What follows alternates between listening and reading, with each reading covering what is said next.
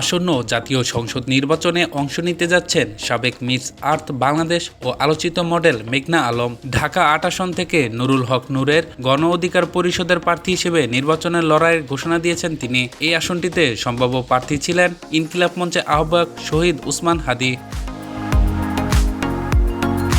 তিনি গত ১২ ডিসেম্বর রাজধানীর পল্টন বক্স কালভার্ট রোডে গুলিবিদ্ধ হয়ে মারা গেছেন। মুমূর্ষু অবস্থায় হাদিকে প্রথমে ঢাকা মেডিকেল ও পরে এভার কেয়ার হাসপাতালে ভর্তি করা হয়। অবস্থার অবনতি হলে এয়ার অ্যাম্বুলেন্সে তাকে সিঙ্গাপুরে নেওয়া হয়। সেখানে চিকিৎসাধীন অবস্থায় ১৮ ডিসেম্বর রাত ৯টা ৪৫ মিনিটে তিনি মারা যান। ফেসবুকে মেঘনা জানান, ঢাকা ৮ আসনকে বাংলাদেশের মধ্যে নারীদের জন্য সবচেয়ে নিরাপদ এলাকা হিসেবে গড়ে তুলবেন। ব্যাখ্যা দিয়ে তিনি আরও জানান, ঢাকা ৮ এলাকায় নারীদের নিরাপত্তা নিশ্চিত করতে আধুনিক ও কার্যকর বিশেষ সিসিটিভি ব্যবস্থা চালু করা হবে, যাতে পথ চলাচলের সময় কোনো নারী স্ট্রিট হ্যারাসমেন্ট বা অনাকাঙ্ক্ষিত স্পর্শের শিকার না হন।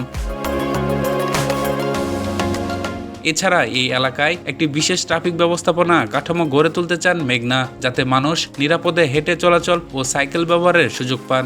ঢাকা ৮ এলাকার মানুষের পুষ্টি চাহিদা, পরিচ্ছন্ন জীবনযাপন এবং সামাজিক ও আইনগত জ্ঞান বৃদ্ধিকে সর্বোচ্চ অগ্রাধিকার দেওয়া হবে বলে উল্লেখ করেন।